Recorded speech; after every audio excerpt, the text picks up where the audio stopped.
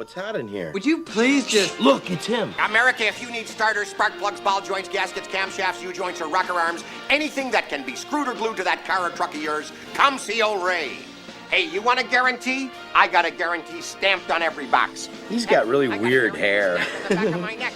But more important is the guarantee that I make to the American worker. I want your truck to help you get the job done. I want your cruiser to get out there safely so you can clean up the streets. And I want your kids to be safe when you take them for a ride. Thanks, Ray. Thank you, son. The name's Zalinsky. I make car parts for the American working man because that's what I am, and that's who I care about.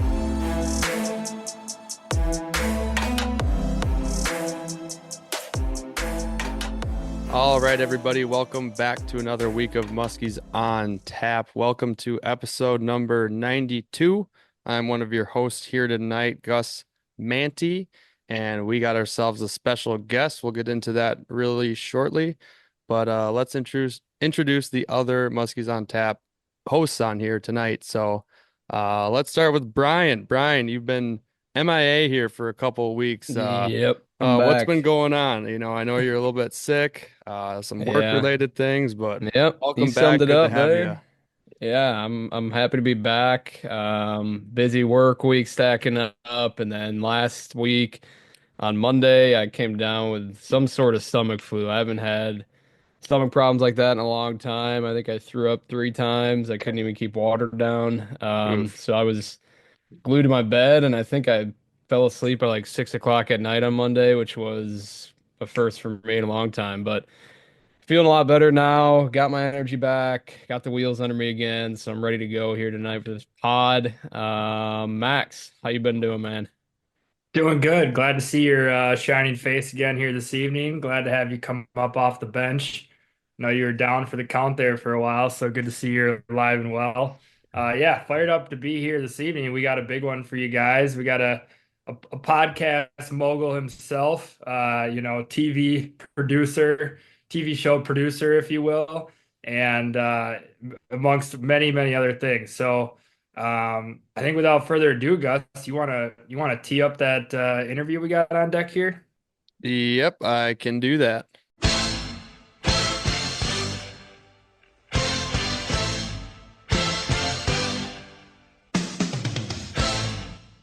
All right, here on the line, we got Brad Hoppe with Musky Mayhem tackle.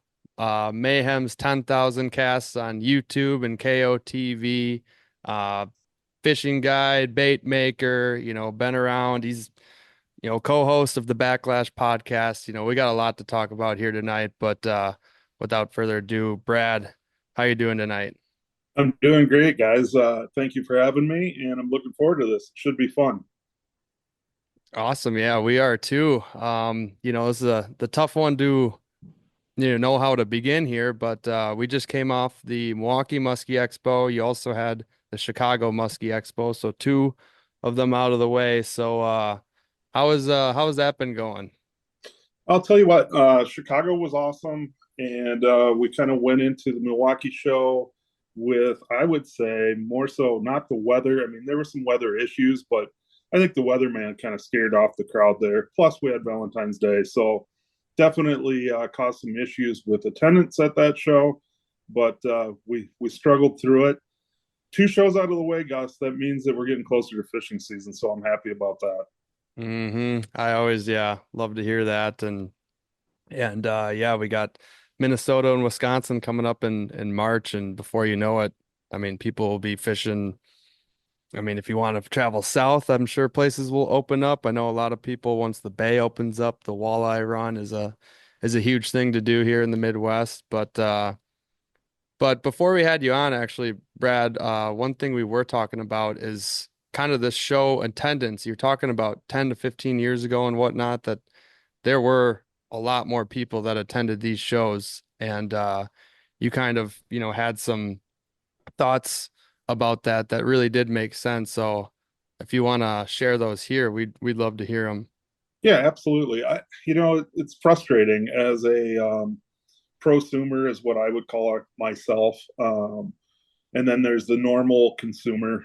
I think as a prosumer, which you guys are as well, we generally have the idea of everything that's going on. And the reason we do is because we're involved. We're looking at social media, we're watching TV, we're doing all the different things that musky anglers do when they're at a different level, right? And not that the consumer doesn't know either. I mean, obviously, if they didn't know, they wouldn't be at the show at all. But what I can tell you is that over a period of 2 or 3 years now, I have a ton of client base from all the years of guiding in the Chicago area and even in the Milwaukee area. I hear it all the time. Not only there, I should say Minnesota as well.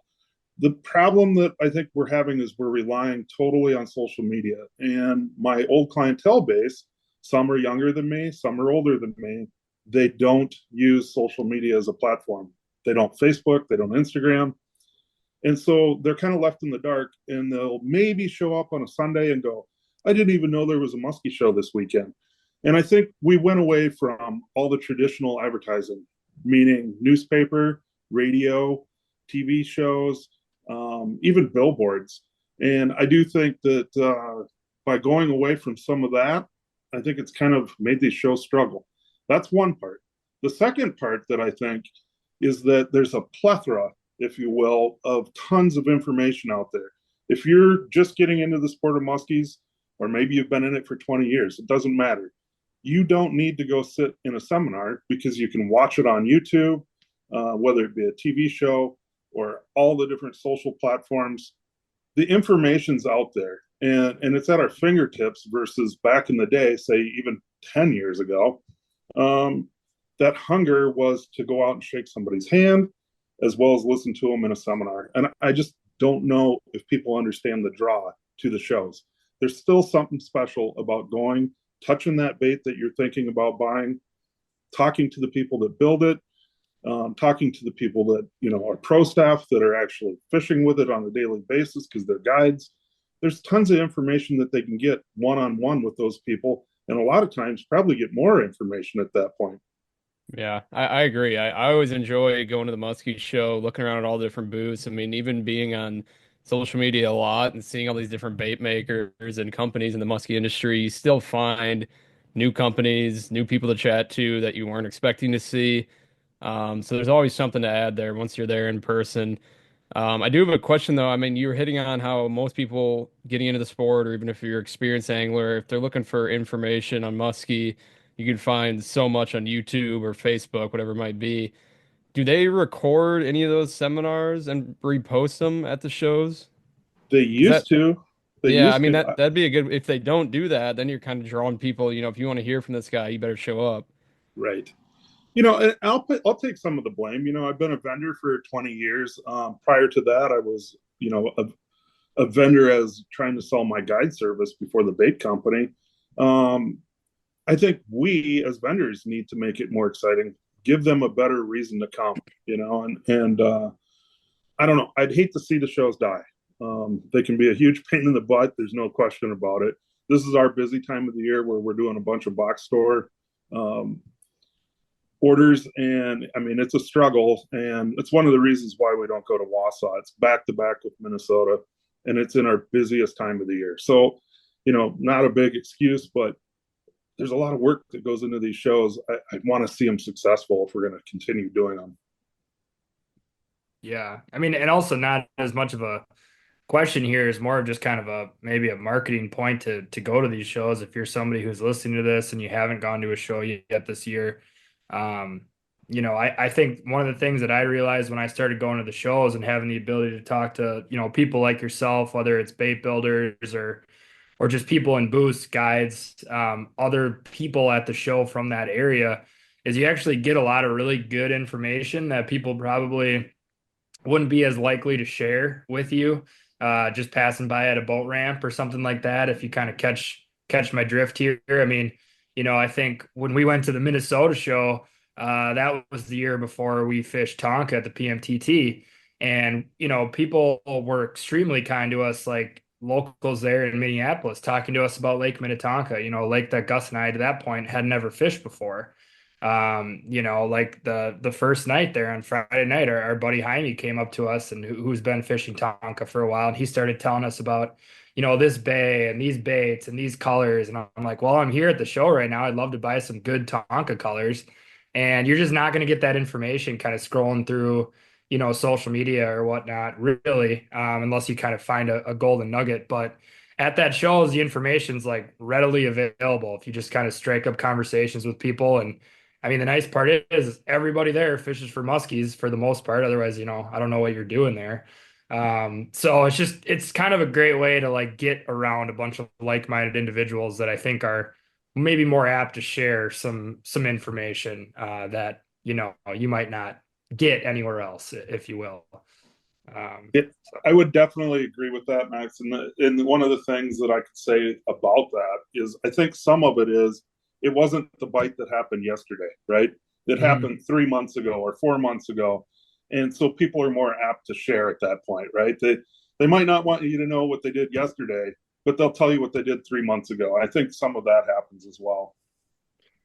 For sure, right? Yeah, and obviously, that definitely plays a factor into it. But all those nuggets can be helpful, and even just kind of hearing about different people's stories, and you get to talk to bait makers on maybe where some of these baits work really well. I just feel like there's a lot more information you can pick up at shows really than anywhere else. So, I agree. I hope it's not a dying trend. I thought going to Wausau last year was really good, seeing how many people were around. And I honestly felt the same, at Minnesota too. There was some younger people we talked to and whatnot. So I'm hoping to see a little bit more of that, and maybe we'll just chalk it up to Milwaukee being Valentine's Day and Bad weather. and bad weather. But yeah, let's get into some of your background. Like Gus said, this is going to be a hard one on where to start with because man, you've kind of done so much in this industry. But I think we got to start. I think we got to start with the bucktails, right? Because that was probably the initial kind of push on everything. So maybe just take us back. I'm sure you've told the story a million times, but I'd like to hear it. Where did the idea come from the branding? How did it start? What was that first bait you made? Was it something you turned into a business right away, or do you start crushing fish on these and going, man, maybe I can sell these to other people too? Take us back. Yeah, for sure. It's one more part that I'd like to say about the shows that kind of ties together with the bait business that we've had for 20 years now, is this sport is a revolving door. And what I mean by that is we have a lot of new folks coming into the sport, and 2, 3, 4, 5 years later, or maybe they age out 15, 20 years later, there's a new batch, right? And so that's one thing that I'd like to consider as well. And I think it's important that I mention that. And as a bait manufacturer, that's important too, because now I have to stay out in front of everybody and say, hey, we've been here for 20 years. We need to continue this path, stay involved and stay in everybody's face. And that's a challenging deal. But to get into the story, I think somewhere in like 03, I had been guiding for a while. And my wife now, girlfriend at the time, Carrie, I can't take claim for any of this. The success kind of comes on her shoulders. I love big crankbaits. And if you ever come to my house and see my garage or the shop, the house, it doesn't matter. You're going to see a plethora of big crankbaits because I'm in love with them. And I like the way they work, the mechanics of them. And I was working on that. Carrie and I visited Thorn Brothers, and she found Flashaboo in the fly angler, actually. And she bought a bunch of Flashaboo, came home, started tying them on skirts. And she goes, what do you think, Brad? What do you think? And I said, it's just another bucktail. Who cares? Now, at that time, nobody was using Flashaboo in any sort of musky bait other than maybe a little tail teaser on the bottom of a marabou bait or a hair bait. That's the only time you'd see it. You didn't see the full Flashaboo skirt. So she starts tying these, and the very first bait was a single-bladed showgirl, which we still sell today. And she basically twisted on me until about August. And I said, fine, we'll go out tonight and we'll throw it. Well, at that time, the very first night that I was throwing it, I caught a 53.5, which was on the rainbow nickel single-bladed showgirl. And now I'm going, wow, because fishing was really tough at that moment. Catch that fish and kind of a little bit mind-boggled, right? Okay, well, maybe we have something here, but, you know, a blind squirrel even finds a nut. So you can't really go off of that. And so over the next weeks, I would mix in some of these different showgirls and seeing what the fish were going to react to them, using clients as test dummies, I guess you could say. And we started catching a ton of fish. And so that's how it kind of started. The next component to this, and this may have been in 04, I'd have to go back and look, but we became an official company in July of 05, but we were playing with these baits for 2 years previously. And so I think still in 03, we were back at Thorne Brothers, and I found a box of blades that were sitting on the floor, and they were all on sale. I mean, every little package of blades were listed at a lower price. And I just started kind of digging through them, and I'm like, there's so many in here, I don't even know. So I looked at Pat Smith, who worked there at the time, and I said, Pat, how much for the whole box? And he goes, hang on a minute. So he goes in and gets Billy Freebrands, which was an owner previous to Ben and Kurt, and Josh Rounsley and him were partners. And so Billy comes out, he was in a wheelchair, he rolls out, he goes, do you have a $100 bill? And I said, maybe. He goes, give it to me. I give him the $100 bill.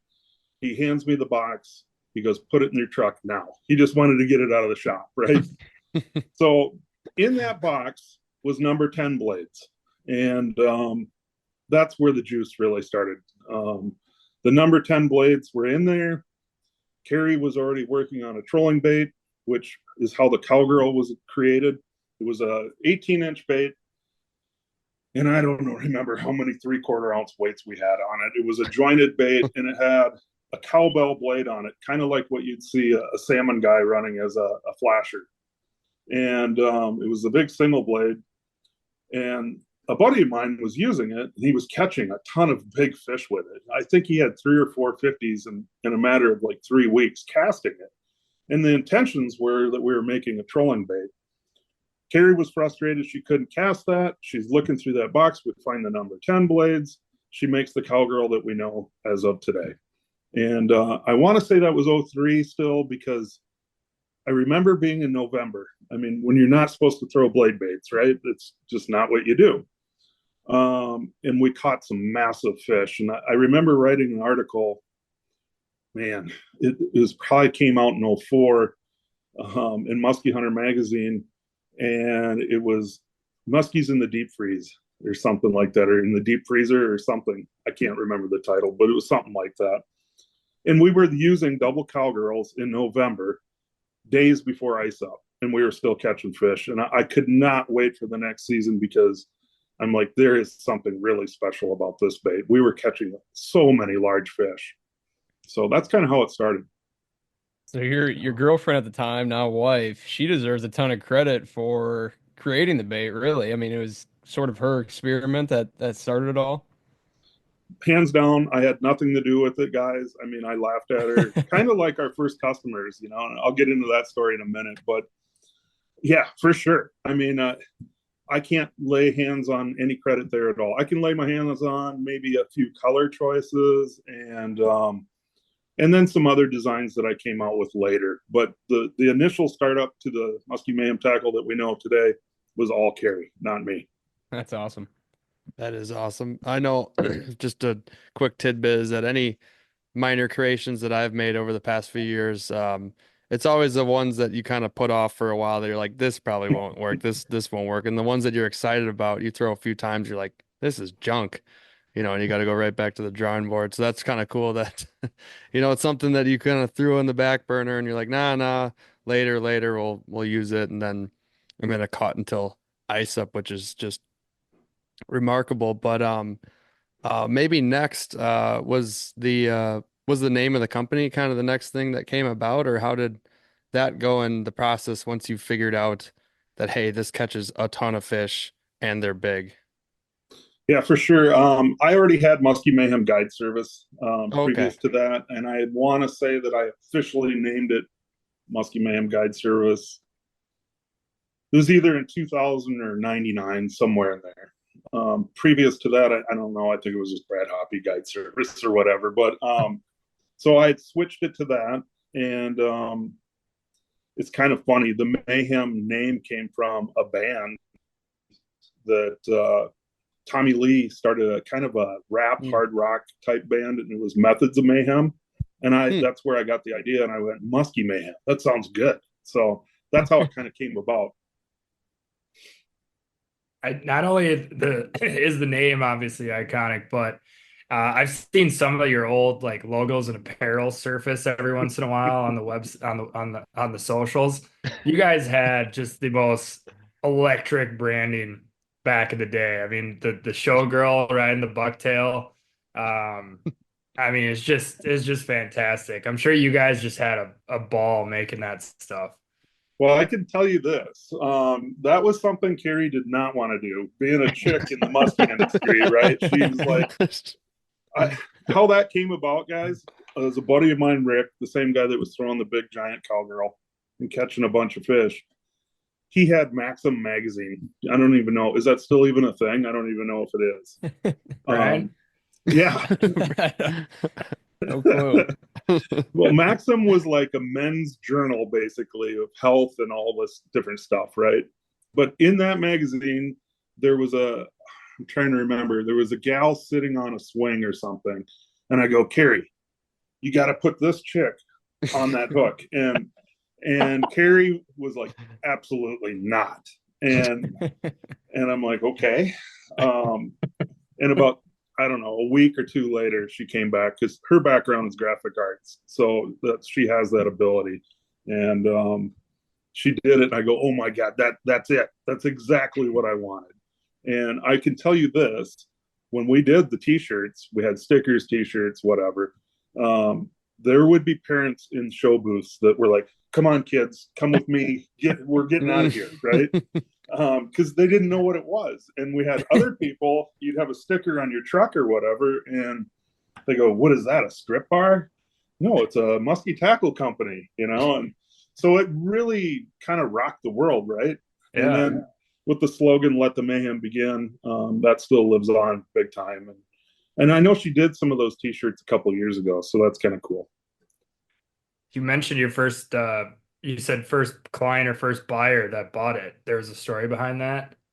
So kind of how this took place then in 04, the season of 04, I knew Jim and John Stewart from the Muskie shop, right? And they kind of grew up fishing my home water, which is Lake Miltona. Mm-hmm. And they were originally from Iowa. And they'd spent their childhood up here fishing in the summer.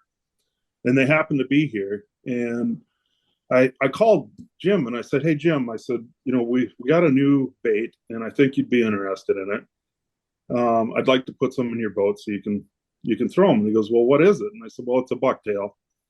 He goes, I'll be honest, Brad, we really don't need any bucktails. We have so many bucktails already.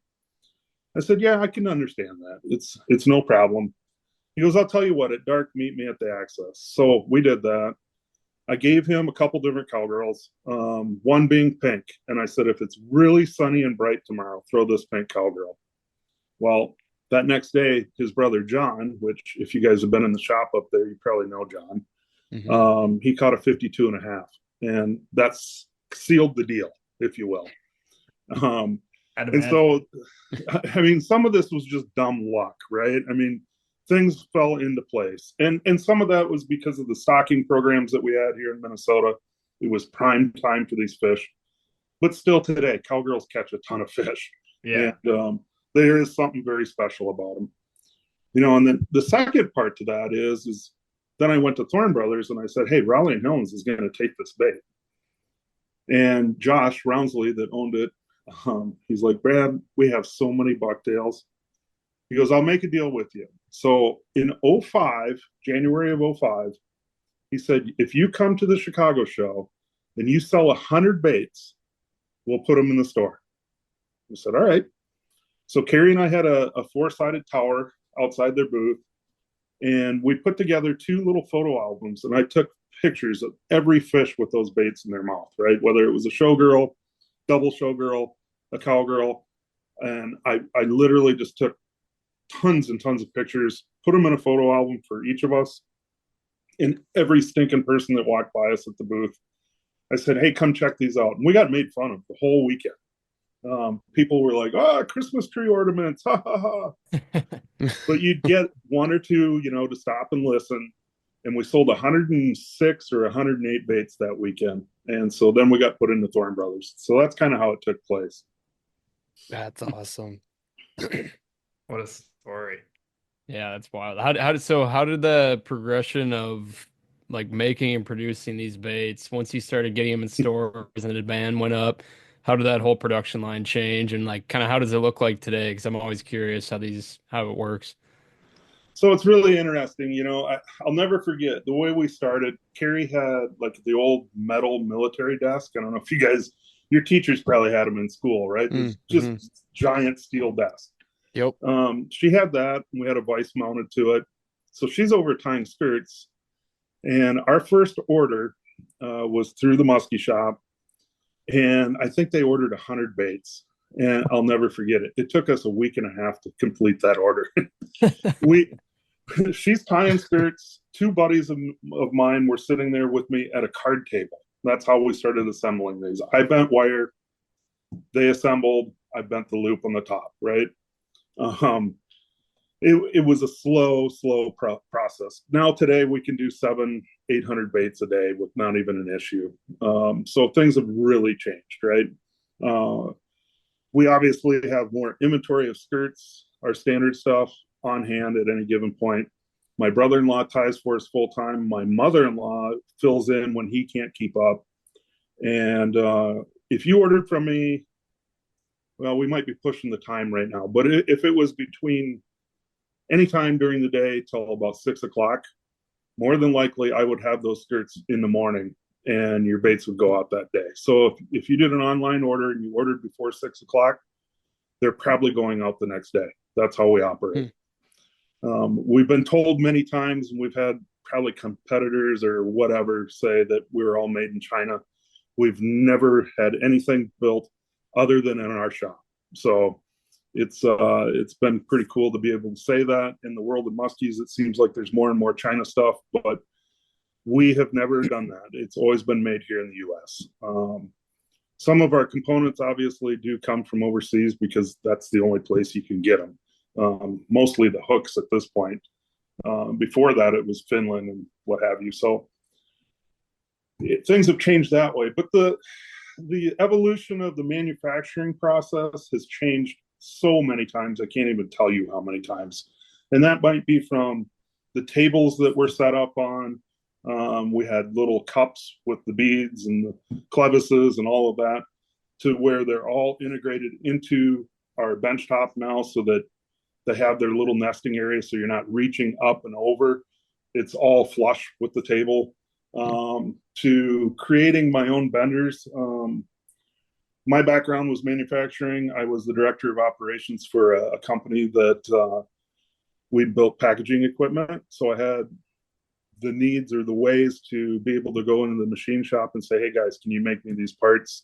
I had engineers that could help me both electrically and mechanically. So I wish I would have did this way earlier. It's very, very expensive. I think it cost us $15,000, but I wish I would have did it 3 or 4 years early. Because when you would turn and bend the baits with the original benders that we made, you had to push sideways, but then you also had to do the rotation of the twist, right? And literally my left shoulder is completely trashed. I've bent,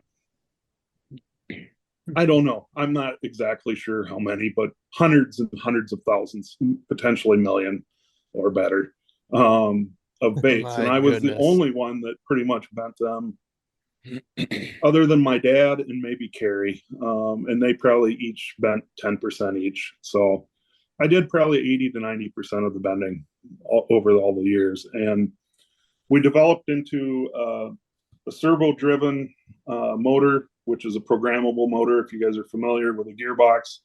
And now we just hit a button and it twists the wire, lift it out, hit the button again, and it returns back to home. So Nice. it has been a huge, huge savings. And I had somebody ask me this past weekend at the Milwaukee show, they said, why is it some of your bucktails have kind of a weird shaped bend at the end? And it's because when we use the auto bender, it does give it a little different tweak, but that's the reason for it. So let me ask you this. Is there an alternative universe where I guess the bucktail doesn't get marketed, because at the time you're a fishing guide, right? And you've just kind of created this lure that is starting to mop up, giant fish.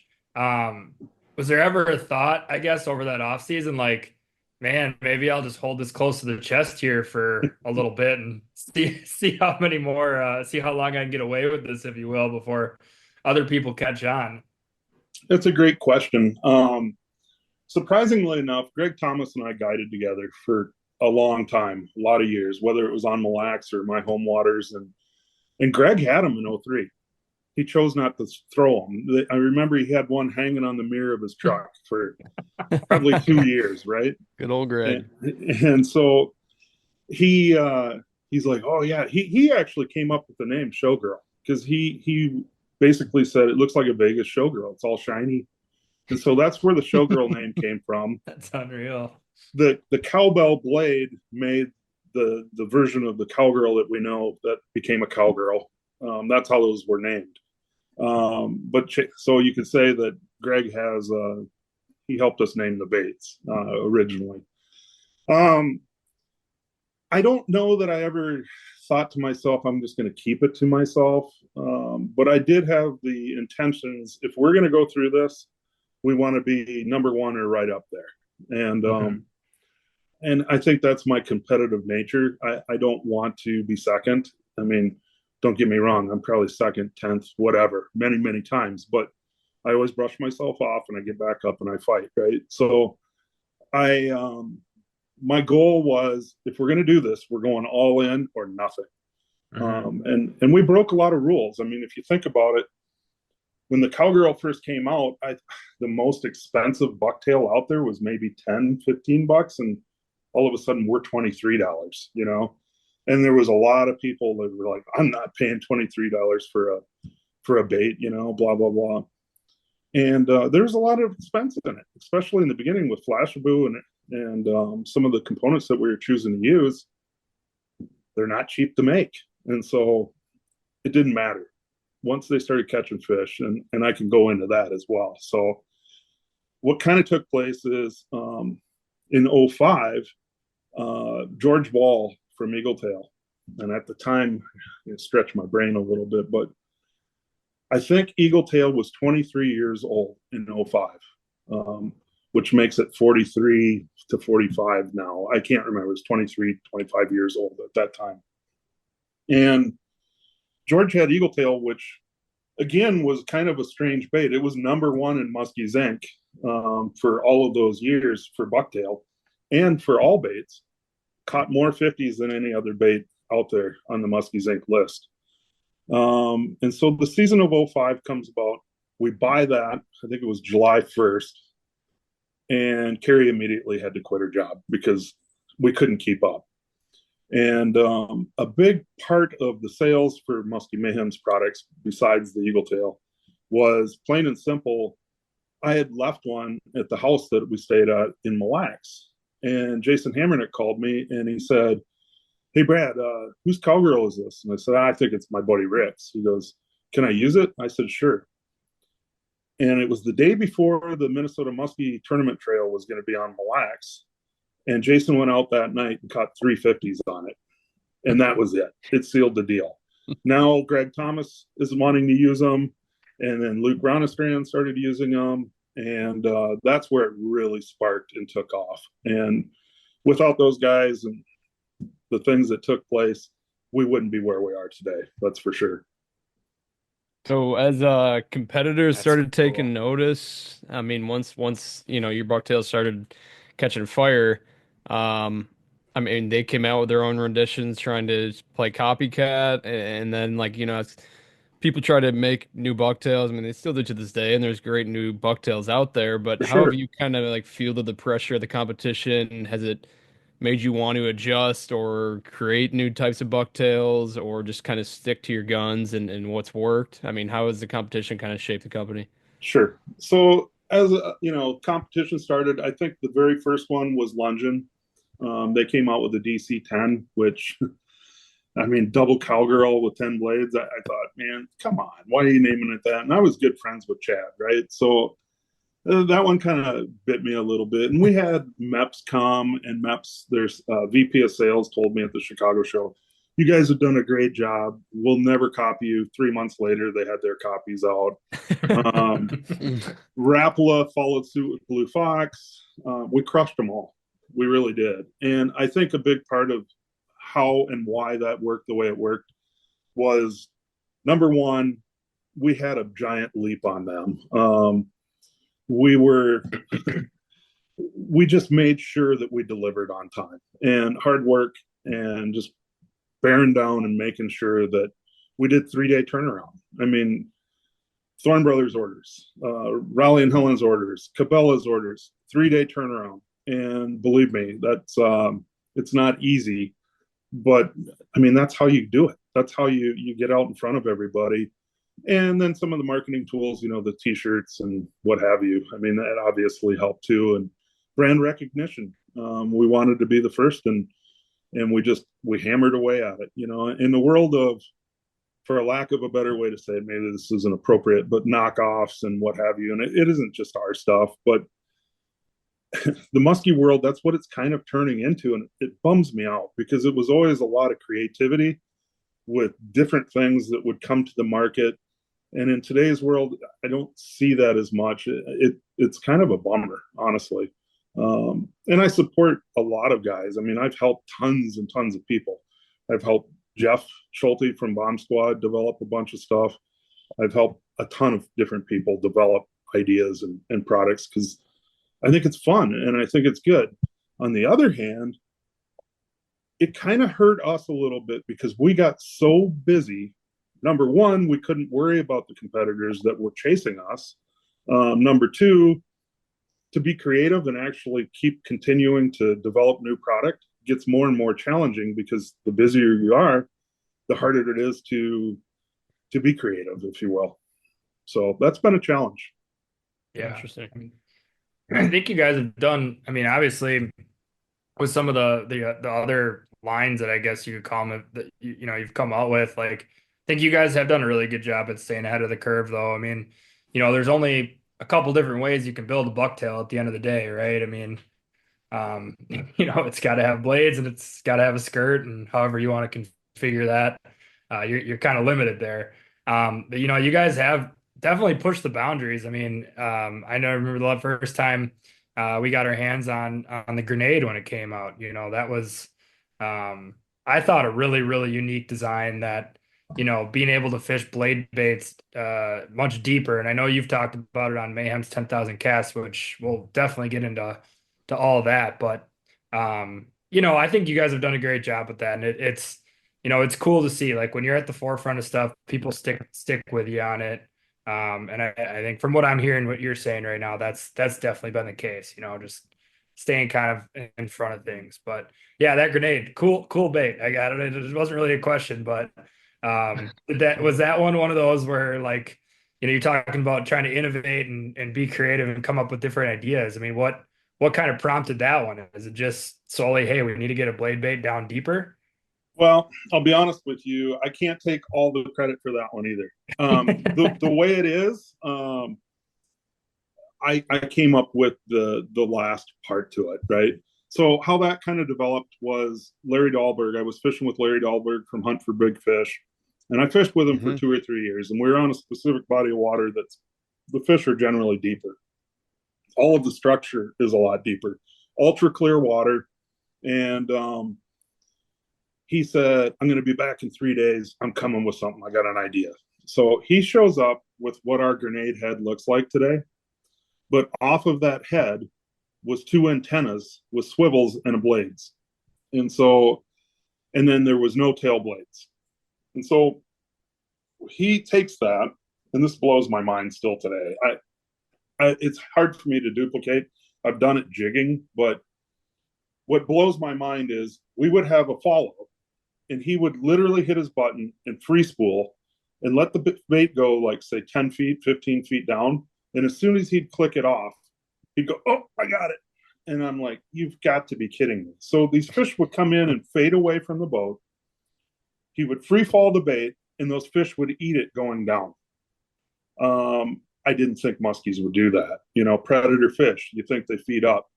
Well, he taught me something. I think we caught 3 the very first day that he was doing that. I was dumbfounded. And so I went through a bunch of different ideas. I actually started putting that head in front of a Cowgirl, and the problem was that that wire would bend on itself. It was just so abusive. And that was, 15, 17 years ago. So I came back up with the idea for the grenade about, was it 4 years ago already? It probably is. I think so, yeah. And so I'm like, man, these antennas on here, they suck, because they were so crucial on how long they would be and how those swivels would be and what blades you were using. And I got frustrated with it, and I'm like, what do we need antennas for? Let's do a tail bait. And so that's what we did. And it's kind of troublesome because it's funny. There's a particular bait maker out there that says we knocked him off with his product, which has nothing to do with it. And now he's doing tail blades. I mean, this is something that we did 15 or 17 years ago, previous to him even being in business. So it's frustrating when that happens, because I've not copied anybody. I don't want to copy anybody. I try to stay away from it. I try not to touch those baits because I don't want to infringe upon any of that. But the grenade has its own purpose, and there's no question about it. A lot of times in my clear water, you would find me slow rolling, even like a Cowgirl, and sometimes I would add additional weight to it, or a stealth weighted leader. And the reason for that is because I wanted to get a little more depth out of the bait. And so that's how it came about. You're not wrong, but the original concept was something that Larry came up with. I definitely think a lot of our bigger fish like to spend their time in the water column a little deeper, generally speaking, right? I'm not going to say that, there's going to be some big fish in the weeds, obviously, but I like fishing a lot of deeper break lines. And that might be 8 to 10 foot on the top that you're hitting with your bait. And the boat might be positioned in 20 feet, could be positioned in 30 feet. And so something that gets down a little bit deeper, kind of where nobody else is really fishing, unless they're fishing some heavy rubber or something like that. I mean, yeah, that makes sense. You guys got much deeper, clearer lakes over in Minnesota. Like hearing about something like that for us, a decade ago, we would have our minds blown because we're used to 7-foot weed edges and basins of 12 to 18 feet, basically. But yeah, we loved that concept of the grenade, and that's one of our favorites, next to honestly that rabid squirrel or rabid girl has been a staple of ours as well. And for many in northern Wisconsin, or even actually the trigger, that's another one. I totally almost spaced on that one. But a question I had that I think I'm kind of rewinding just a little bit, I just forgot to ask it. After the Cowgirl and the creation of Musky Mayhem tackle, what was one of those first, or that next bait, maybe two, that maybe took charge of, holy crap, this is working? Obviously you had that creation, but when was there a time where you're like, we need to start making some more new things. We gotta be creative and keep up with it. Because obviously you're saying you got the competitors coming out, you had the Cowgirl, the Showgirl, the single Showgirl, but what was that next innovative bait? Maybe that took it by storm, or was it really just the Cowgirl for many years? The Cowgirl was definitely the staple, and still kind of is, honestly. It's amazing how many Cowgirls we sell a year. But what we did is we put some twists on the Cowgirls first. Okay, so I think in 06 we did a silicone skirt as a Cowgirl that was called the Silly Girl. We no longer make that. We've talked about maybe bringing it back because there is quite a few people that still request it. We build some here and there every year. The second one was the Supergirl, and the Supergirl is our Marabou version of the double tens. So a double Cowgirl and Marabou.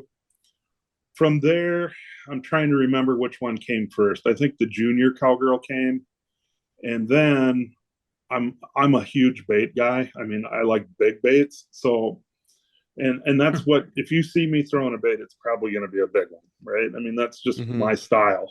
And so we came out with the supermodel, and it's so underutilized today, guys. And in your neck of the woods, across the country, I don't know why people don't elevate to the bigger baits right now. And it might come back to the revolving door of our industry.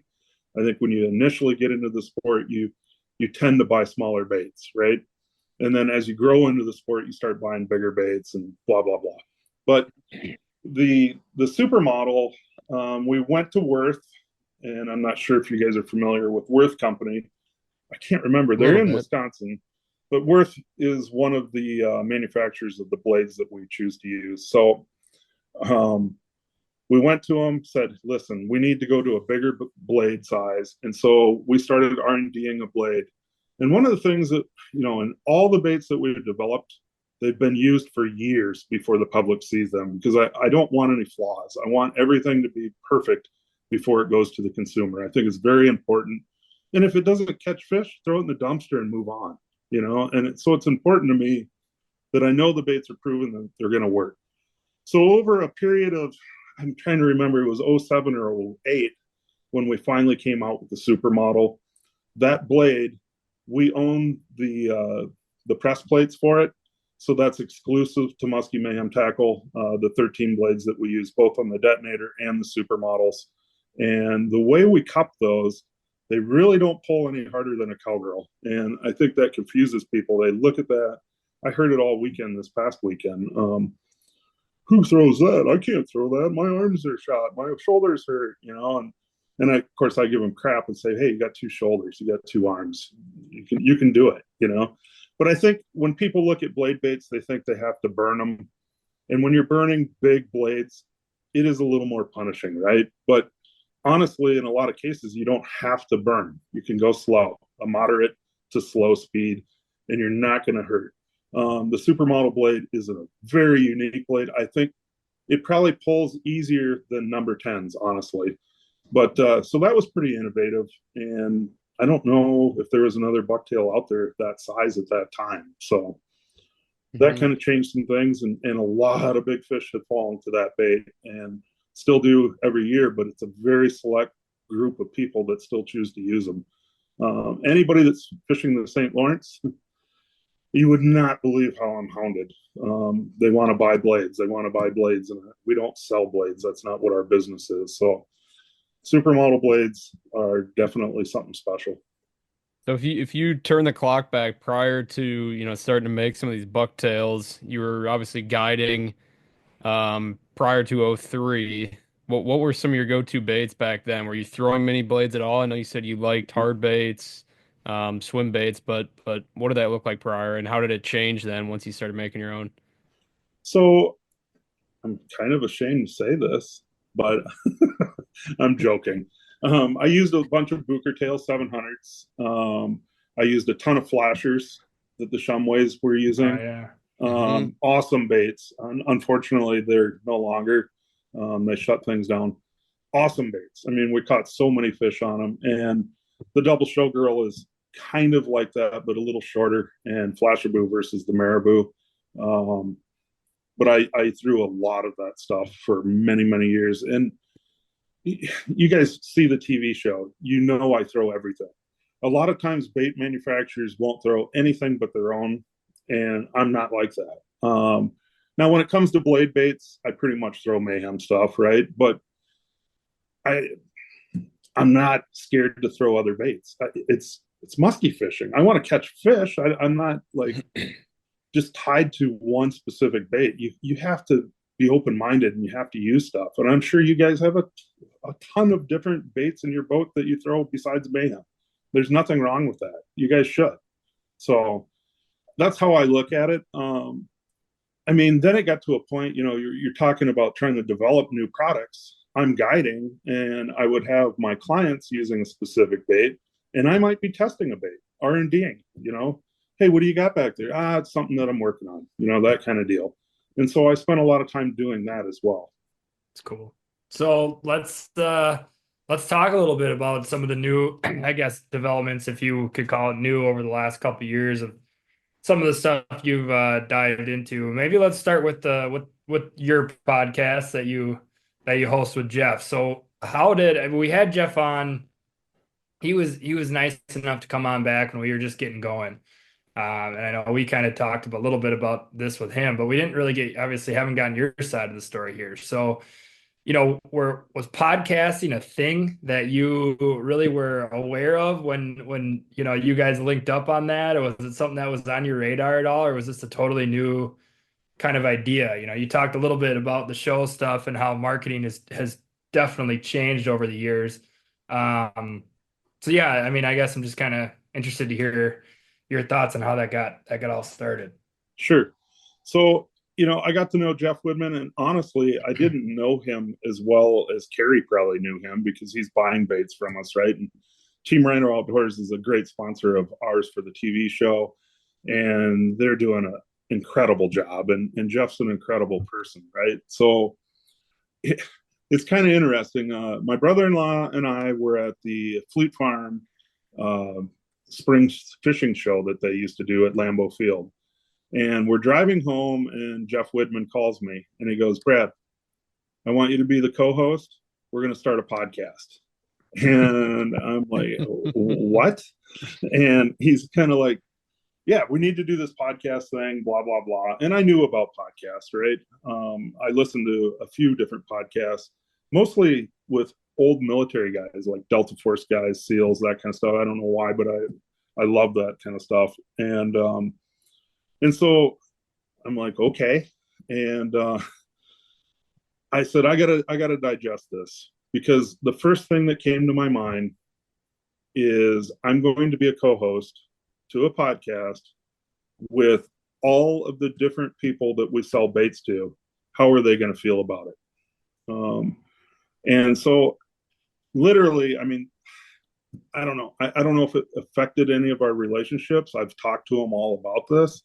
The thing about it is if I'm selling a bait on the podcast, if you're a Muskie Shop guy or you're a Thorn Brothers guy, you're going to go there and buy it. They're listening to the podcast, but ultimately we do our little tidbit in the beginning where it's, hey, if you want to buy some baits, come to Team Rhino Outdoors. Hey, if you want to blade bait, go to muskymayhemtackle.com, right? Mm-hmm.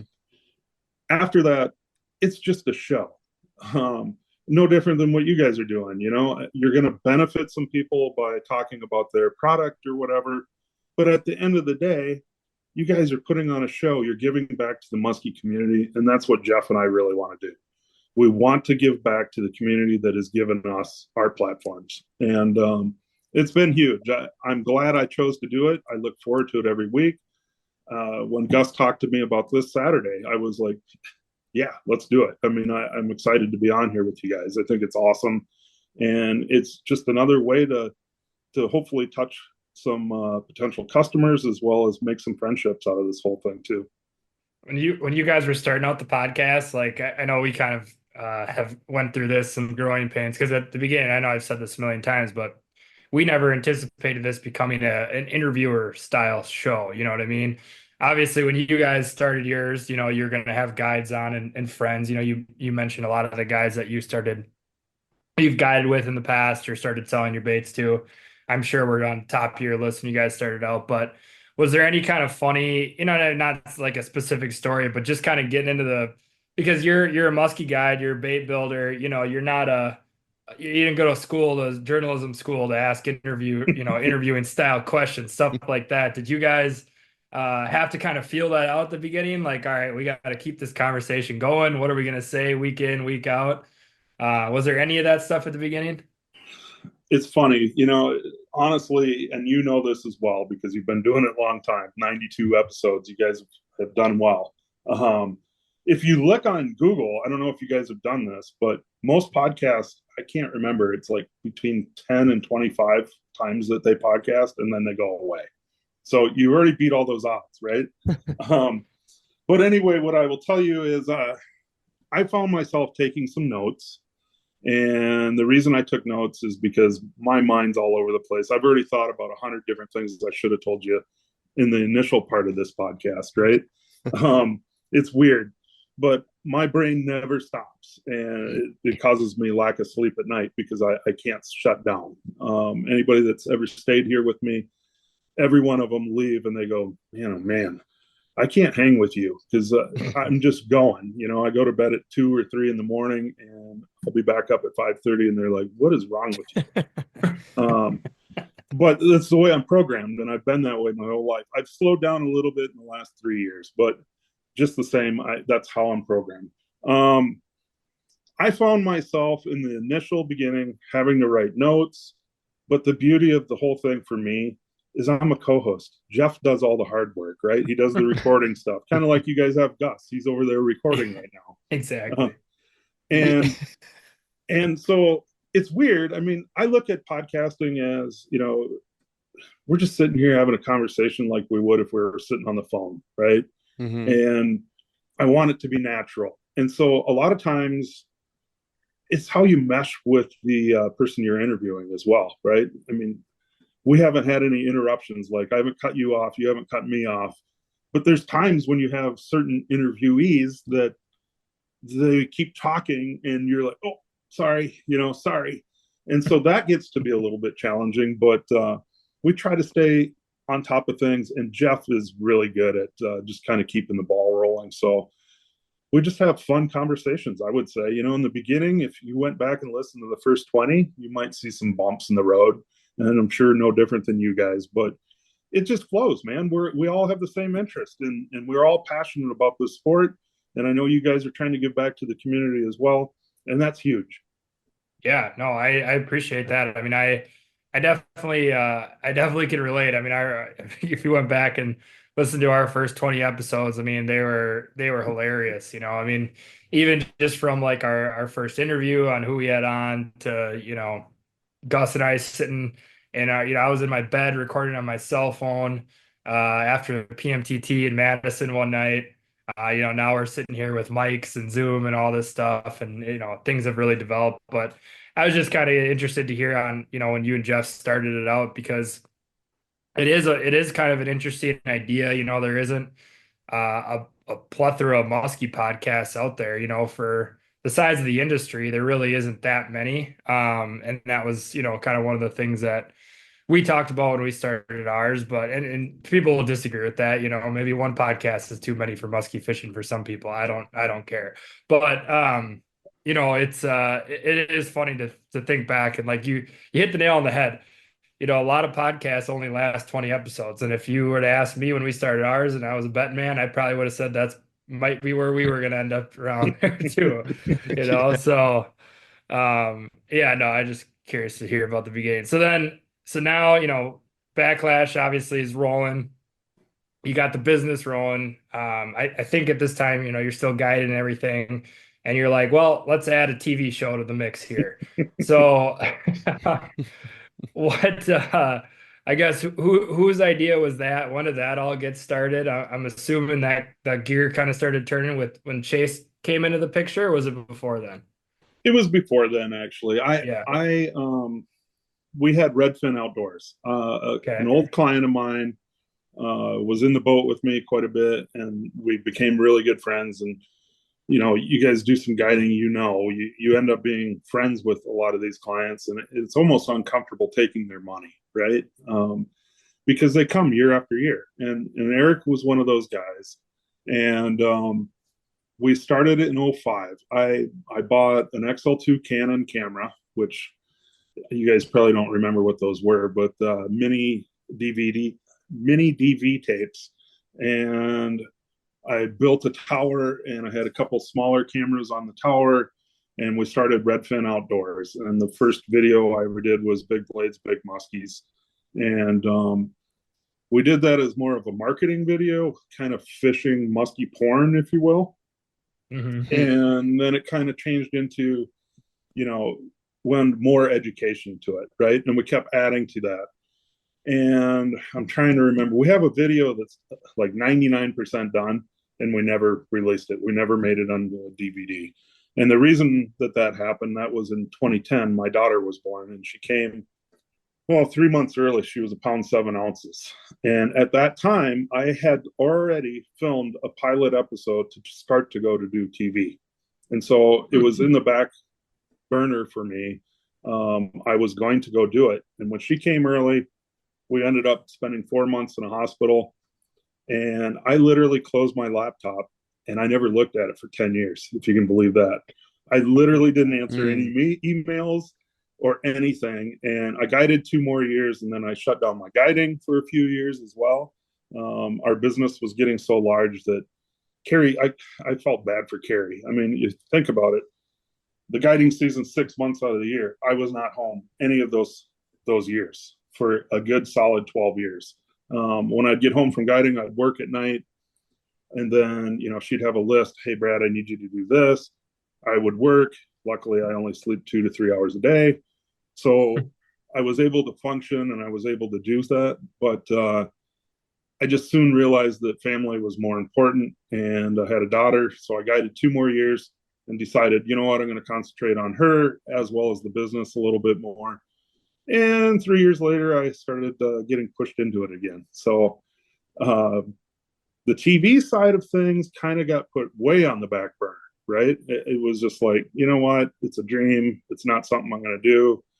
Chase comes into the picture, and I'm sure, I don't know for sure how much you dove into that when you interviewed him, but that was a weird deal because I had known about Chase for a year or so prior to us doing a podcast with him. And I was told by Greg Thomas, hey, you need to talk to this kid. This kid's special, blah, blah, blah. Okay.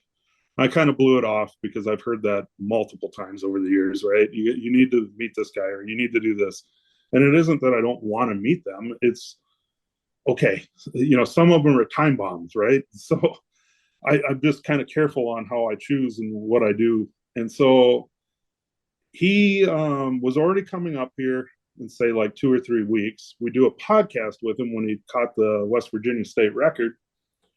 And we do the podcast. And as soon as we got done with the podcast, something was clicking there. And I called him right back immediately.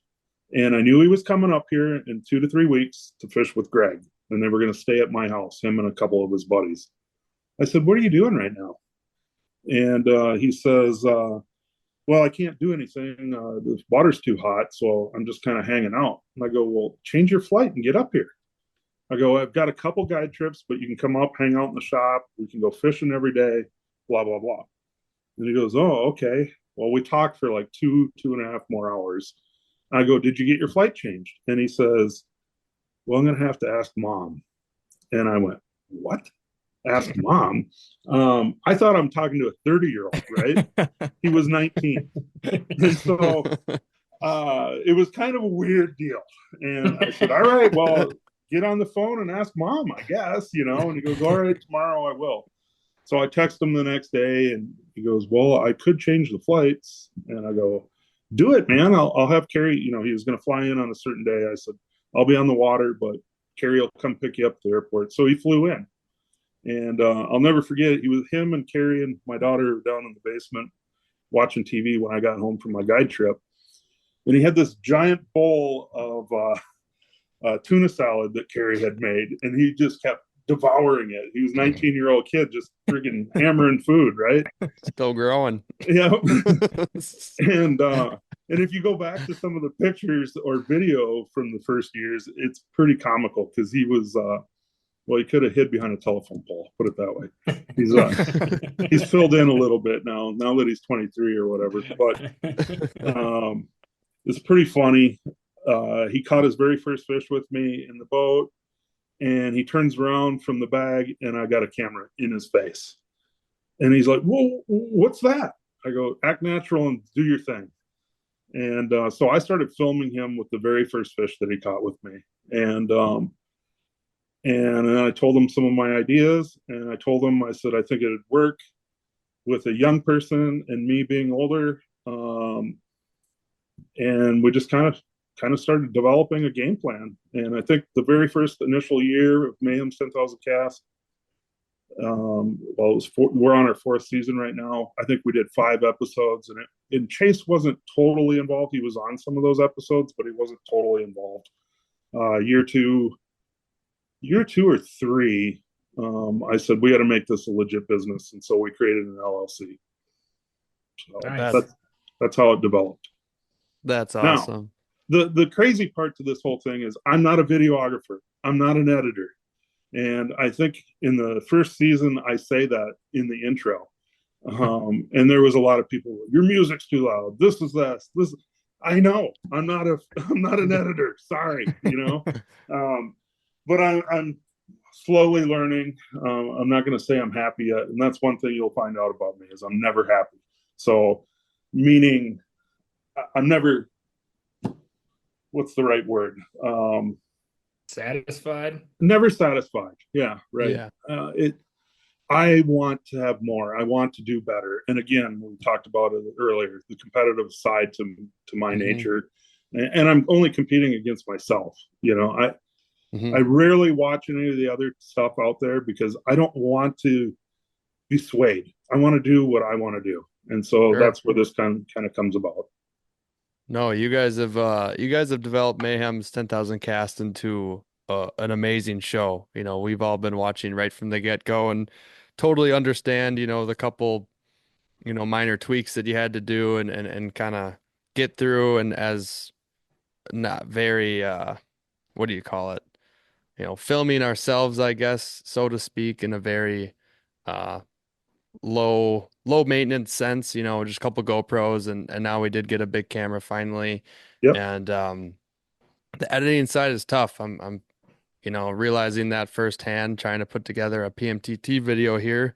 That's kind of some content we want to put out for the viewers to see just for fun. Yep. That's just what we want to do. I've always thought about doing real YouTube stuff, but it's out there. We got the podcasts, another media outlet isn't always maybe the right idea, but you never know down the line. But I definitely noticed that in your episodes everything clicks with Chase, from the start of it. I want to say when listening right away in Backlash, right when they'd come out in the morning, those first few times after listening the first time you had Chase on, he was definitely one of those guests where, like, when I saw you guys had him on again, I was really excited because he was giving out some tips that were just beyond comprehensible because he's fishing some, wacky water down there that not many people are used to, and they're things that he could, and I'm sure you've seen, bring to Minnesota and catch with that, with those ideas that he's got. So a one-off question, actually, now that it just randomly popped in my mind, any weird baits or technique that he used to catch a Minnesota muskie that you were just like, what the hell is going on? Like, why'd you even think about doing that? Well, coming up here shortly, it's kind of funny because he loves to jig, right? And we did a jigging show. I think it was the first show of last year in Ohio. Yep. We did one later this fall or this past fall that will be coming out. I think it's show number 10, so it's three or 4 weeks out. But jigging was something that I did probably 20 some years ago with fuzzy doesits, if you remember those, the Shumway's made fuzzy doesits. And I had some bites that way, and it worked, but I wouldn't say that I was dialed in the way he's dialed in with it. One of the things that I did is I jigged way too deep. And so he brought that here to Minnesota, and we've had success with it multiple times. The uniqueness to it, and I think we talked about it on the TV show, was literally like with a 10-foot rod, you have the bait basically at your elbow when you hold the rod up. That's the depth that you're going to jig. And talking about clear water, and I'm thinking, man, I don't know if that's the right way. But, you think about it. Say you're in 25 feet of water and you're 10 feet down. 10 feet's nothing. Look across the room and go, oh, that's 20 feet.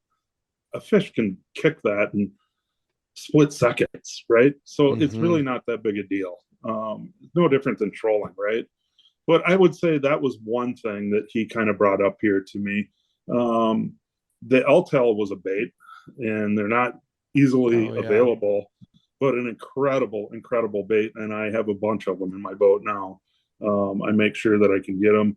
The only place that I think they're sold is at the Ohio show for the most part. But Chase is good friends with the creator of that bait.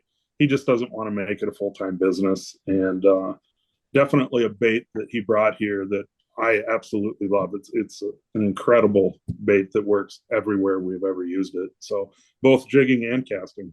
So That's pretty awesome. And another thing to touch on that I don't know if I've told you this, but saying that we grew up fishing those shallow weed edges and shallower lakes, you yourself and obviously guests as well with yours and Jeff's podcast, The Backlash. That's where I kind of first had that leap of faith into fishing deeper water was your visualizations of basically just looking at from the back of the boat to the front of the boat, whether you have a 16, 18, 20, 22 foot mhm. boat. It was very easy to visualize that. And it helped out a lot in our sense on fishing deeper. Real quick, Gus, I just want Oh, to add no this worries. because it's just hilarious. It just popped into my head and I don't want to forget it. But one of the funniest things that I think you said on a Backlash podcast one time, you talk about visualizing things that you're doing under the water. And you talked earlier about blade speed and not having to burn blades. And you were like, well, if there's a big guy or big gal and they were going to the refrigerator, are they gonna run to the fridge or are they gonna walk slowly to the fridge? Yeah. And I've I said was it like, too many times. and that has weirdly given me confidence in slow rolling big bucktails. Cause like I never did Yep. that until then. I'm just always like bucktails in my head in Wisconsin fashion was just fast, quick moving blade baits. Yep. Um, and I just never thought I could get that reaction strike out of a fish if I was going, too slow. And I was always like, well, I'm a younger guy. My advantage is I can, burn these big blades. And it has its time for sure, but getting confidence working lures totally different where you're just like, oh, I would not, you're moving that too slow. You're never going to get a bite. But when you started saying that, I was like, God, it's interesting, and that stuff is cool to hear, It just kind of like Gus said, it gives you that confidence to go out and try different things. Yes. Yeah, Absolutely. it was more of a statement that I was doing actually. So, but yes. Yeah. Yeah. Well, you were asking about what Chase brought here too. One of the things that Chase does with rubber baits or pull pause baits in general, right? Whether it be a dive and rise or it be rubber or whatever, is he's always slacklining. He loves to rip rubber slack line. Yeah. And again, I would compare that to slow rolling versus burning a bucktail, right? There's a time and a place. And I know I kind of kicked his butt last year by just doing slow pulls with rubber too. And again, you got to be open minded to that. But he definitely improved some of my rubber game, I would say, by doing that slackline stuff. Kind of got me more in rhythm with baits that way. So I can give him a ton of credit there. But there's so many other items that I can't even tell you, right? And it is cool because this happened to him last year when he was guiding. He had a guy here from Minnesota that was probably somewhere in his 60s or whatever. And the guy goes, well, how many years have you been guiding? He goes, well, I've been fishing since I was 12. And the guy goes, well, I've been fishing muskies for 25 years. And he goes, yeah, me too. And the guy goes, you just said that you fished 12 years. He goes, yeah, but I fish 12 months a year. You fish 6. So there is some Oh, that's truth to funny. that. That's funny. You're going to learn more because of those extra months every year. Uh-huh. So definitely something to think about as well. Not only that, but different locations too. I think that's, one of the biggest Oh, things yeah. in quickening the learning curve is, something we definitely have started to realize, traveling around a bit with the PMTT or even just branching out in our neck of the woods in Wisconsin, fishing, the deeper, clearer systems for forever. We stayed far away from those because we were just like, yeah, there's muskies in there, but we don't know how to get them, So, Mhm. Yeah, I think that's like a big thing. I mean, when when you obviously grew up fishing Minnesota, um, but I guess since Mayhem's 10,000 casts, we've seen you kind of start traveling around. Was that some of the first time you've ever gone down and fished like Ohio, or have you been doing that for a long time? I hadn't fished Ohio, but I had been to Kentucky multiple times. Okay. And going back to what you guys are doing in the PMTT is impressive to say the least. I mean, you guys have done very well in that, and you should be proud of that because I think probably some of the best anglers in the world come from down off those reservoirs, right? Doesn't matter where they go. If you look at consistency, those Kentucky anglers, they deal with a lot of tough conditions. And, right now, 21 foot or 25 foot above natural pool. I mean, think about that. You have to change your game, right? I think what happens is if you look at Southern reservoir fishermen, um, they deal with such adverse conditions. It makes them better anglers. It definitely does. And so when they come north, they don't struggle maybe the way we do. They look at things way differently, right? And so, Yep. but no, to answer your question, I traveled around quite a bit through South Dakota, Nebraska, um, Canada, obviously. I've been around a little bit. I Do you fished. have a favorite outside of if you have a favorite outside of Canada and Minnesota? I'll be honest with you, I don't go to Canada very often anymore. And the reason I don't is consistent ability or opportunity to catch a 50. I feel I'm better off here in Minnesota. Um, I like big fish, and it's like this, guys, and I'm sure you guys probably all bow hunted at some point in your life because you're musky anglers, and that's what we do. But if I don't have the opportunity on this 80 acres to possibly see a 150-inch buck, I choose not to hunt. Not that it couldn't happen there, but my point is I'm going to pick a lake that I feel I have the opportunity at a 50-incher. Does that make sense? Totally. So it's kind of challenging. Like, say I go to Indiana, or excuse me, to Ohio. There's 50 inchers there, but I don't feel like it's not going to happen every time you're there, right? But there is an opportunity. Ohio is special, and the reason it's special is the way it's managed. They just get so many fish every season, and if you haven't been there, it's quite enjoyable. That's for sure. So you should go do it. Yeah, you need to. Maybe skip Kentucky's PMTT and just kind of go a little bit further over that way. It's been on our It's on the mind. radar. It's on the radar, especially after last year's 5 day stint down there. I was like, we should maybe think about other options. Tennessee was fun as well. We went there with challenging weather. Definitely a state that I'd like to spend more time. West Virginia is cool.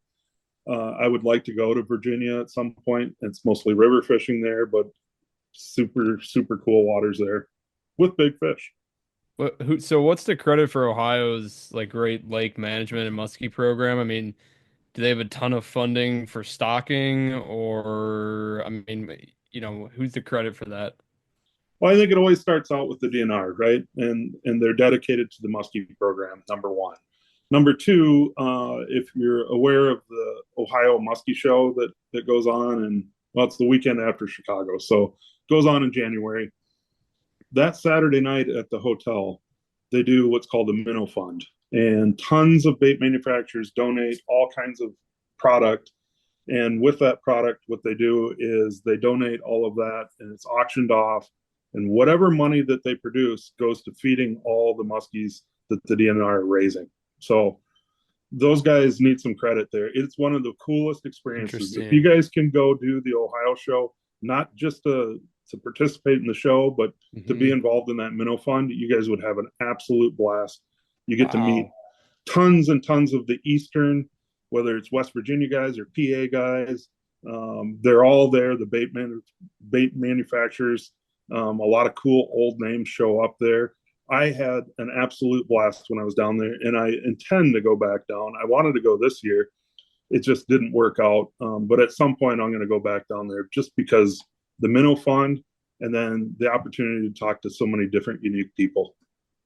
Cool. Yeah, that's That cool. sounds awesome. So let's we're going long here, which we always appreciate your time.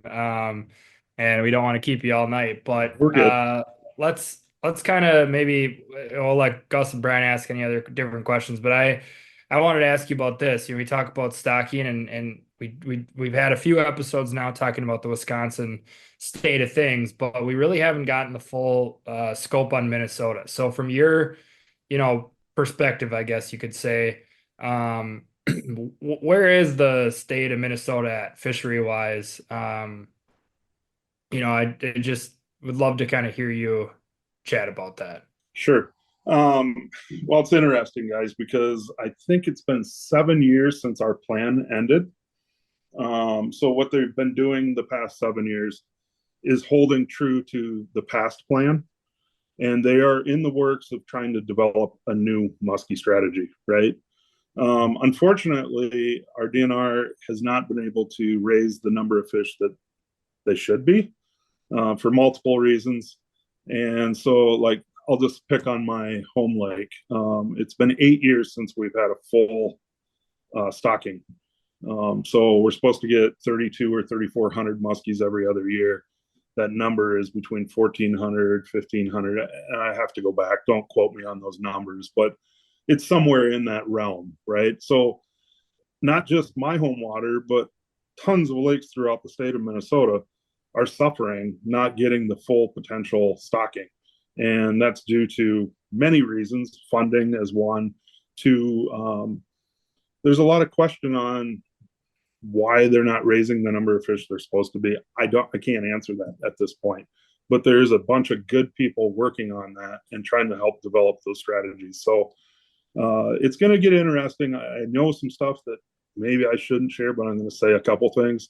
There's been some groups involved in trying to get the DNR to let the public do additional stocking to match those quotas that are supposed to be. So if you have a body of water that it's supposed to get 3,000 fish and only got 1,500, the public can now put 1,500 back in to surplus to that quota. Does that make sense? Do you mean like a Muskie's Inc. maybe, for example, Sure. group? Would that be something, or a private club, or Correct. any of Correct, that? Gus. Okay. Currently, we're not able to do that. Now, walleye groups can, right?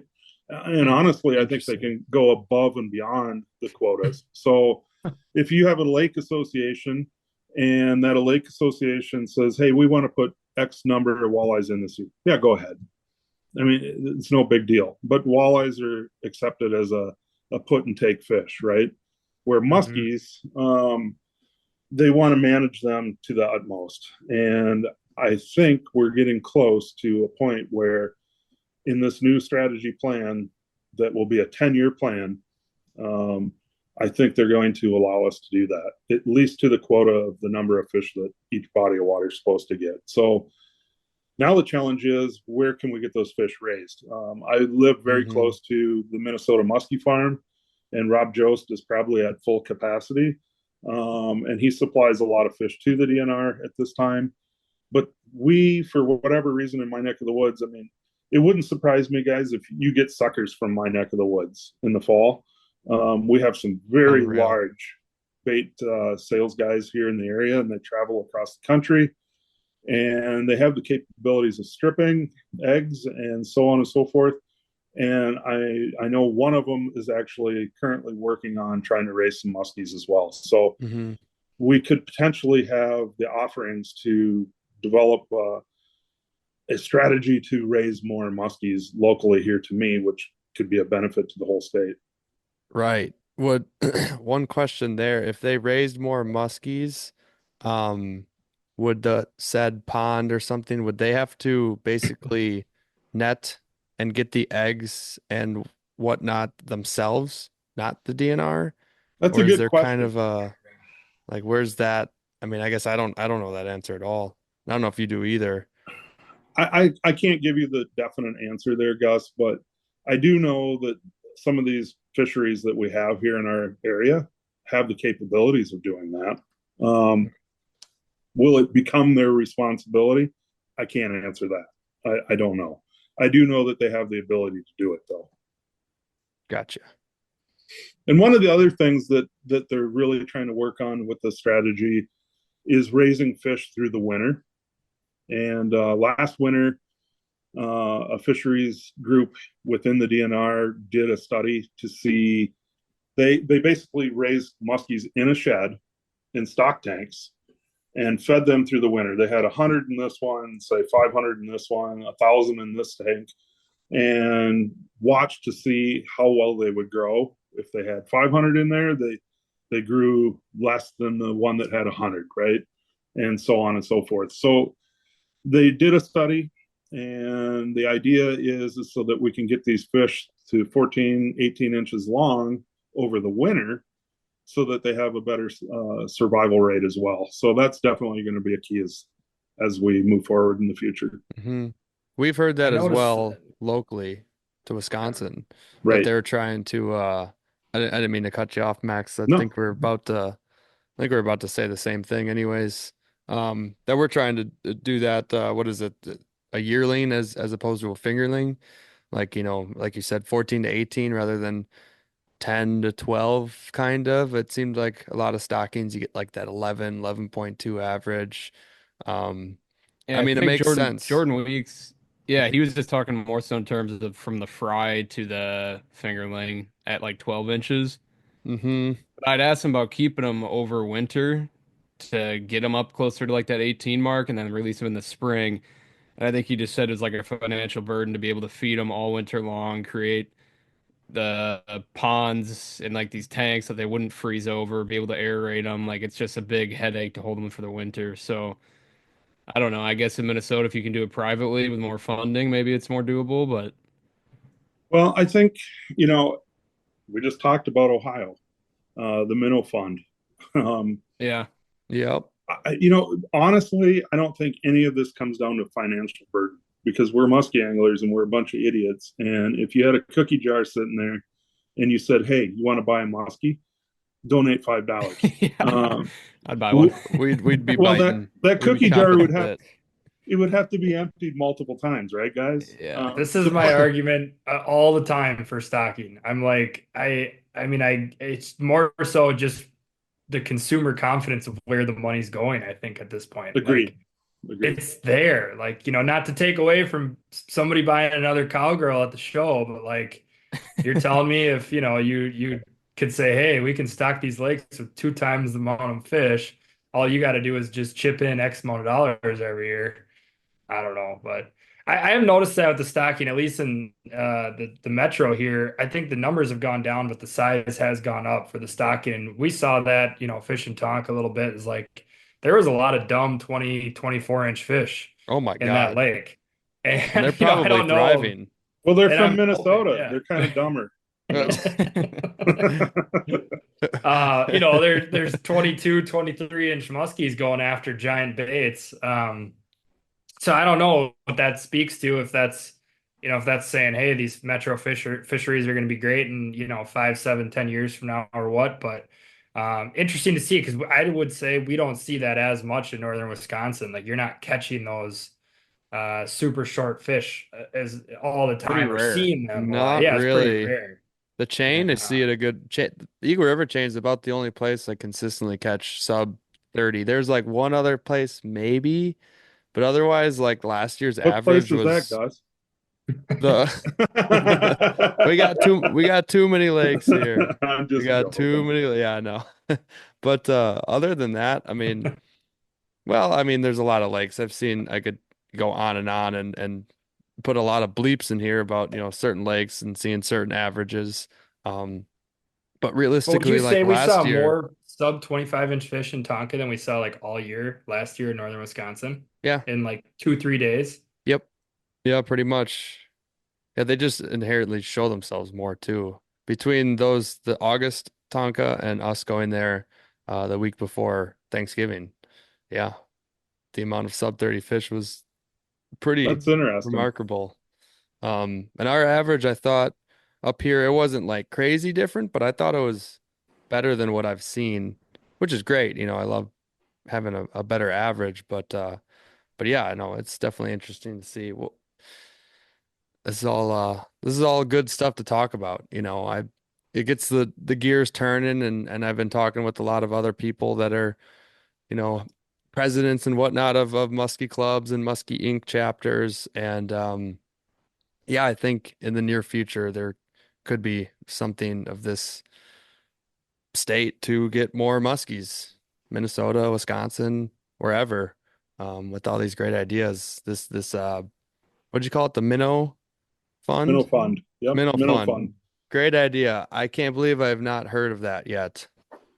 Yeah, you Um, guys literally, I mean, if you can make it happen, whether you fly or drive or whatever, I think you guys would enjoy it. That's for sure. I mean, I'm dumb in terms of the Ohio show. What city is that even in? Now you're going to stretch my brain. I believe it's Columbus. I Okay, believe. Greg and cool. Tony run that show. Oh, And cool. I don't know who is the organizer of the Minnow Fund itself, but all I can tell you is it's ran very well. And I know that they raise a ton of money. cool. So Well, definitely, I mean, if you want, I don't know if you've ever had Kevin Goldberg on. He could speak to it. I'm not real not good at yet. it, but I can get you in touch with Kevin. Kevin's a great dude. He's from Ohio, so Yeah, I that feel like would it be great. wouldn't be too hard to organize at the Wausau show. Just charge $3 a beer, and every dollar goes towards a minnow fund, and I think we'd raise a lot of money pretty quick. you sure would. I tell you what, every show I go to Saturday morning, 9 a.m., 9:02, there's already somebody walking in with a brew in hand. I So know. it's Like it's pretty coffee. awesome. Breakfast beers. Breakfast beers.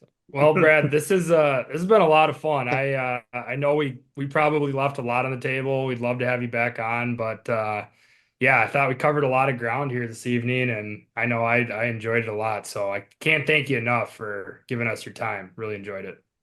Well, absolutely, guys. I mean, I enjoyed it as well. And if you ever want me to come back on, all you got to do is give me a shout. I truly enjoy doing podcasts. I think it's fun. It's giving back to the community. And you guys are a bunch of great guys. And I'm glad I got to meet you over the last year. So thank you for having me on. Yeah, thank And you, Brad. And what were you gonna say, Max? Sorry. well, if anyone wants to find some Flash Blue bucktails, Yeah, I was gonna where say. where can you direct them to? Well, you can pretty much go anywhere at this point. I'll Drop be the honest. mic. Drop the Uh, mic. but literally, That's hilarious. any solid dealer that's dealing with musky baits is going to have them, whether it's a pro shop or a box store, or you Fleet can, Farm. yeah, Fleet Farm's got them. You can definitely go to Cabela's Bass Pro, Sportsman's Warehouse. If you guys probably don't have any of them anymore by you, but I know there's a few No. scattered. Shield stores. I'm missing a ton of them, right? But then there's the pro shops, and if you're in Madison, you can go right to Dorn Hardware, Rallying Hounds, Team Rhino, MTO, Thorn Brothers. And again, I'm leaving out a bunch there as well. But otherwise, you can go right to muskymayhemtackle.com. And it's kind of a cool little deal where you can build your customs right online. So pick your skirts, pick your blades, and you can do it right there. Or you can buy any of our standard baits that right off the website as well. And like I said earlier, we try to turn them quickly. In a lot of cases, they're turned in 24 hours. So even if they are custom. Awesome. Well, thank you so much for your time tonight, Brad. You know, it's been long overdue. We've always wanted to have you on, and I think there's much more left on the table for sure to talk about. We'll get you on again. I know the guiding season will be busy. Maybe we'll bug you during that. Otherwise, I know where to find you. I'll always make time. So we'll make it happen. Appreciate it. Cool. Cool, Thanks, cool. Brad. Appreciate it. Hopefully, I'll meet you at the Wausau show. Awesome. I'll be there Friday and Saturday. So looking Cool. forward to it, man. We'll Can't see you wait. there. All right. Take care. Have a good one, guys. Thank you.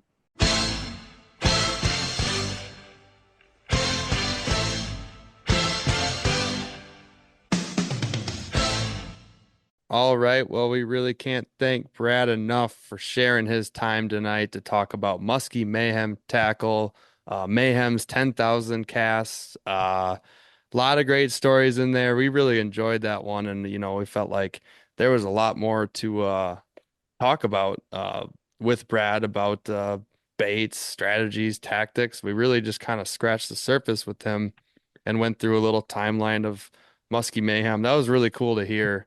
I really enjoyed that. And I know we all did, and we'll get him back on again as well. Of course, you can hear him weekly on the Backlash podcast with Jeff Widman. But Max, we got a new segment. We kind of put a little teaser up on our stories, a post on Facebook. So basically, do you want to give a little rundown of what we're kind of doing here?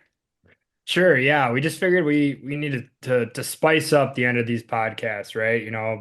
I think something that we've kind of been tossing ideas around back and forth on what to do. We landed on this new idea where, realistically what it is just people that tune into this podcast, we want them to send in, quote unquote voicemails. I explained it in the story, but it's really just a voice memo.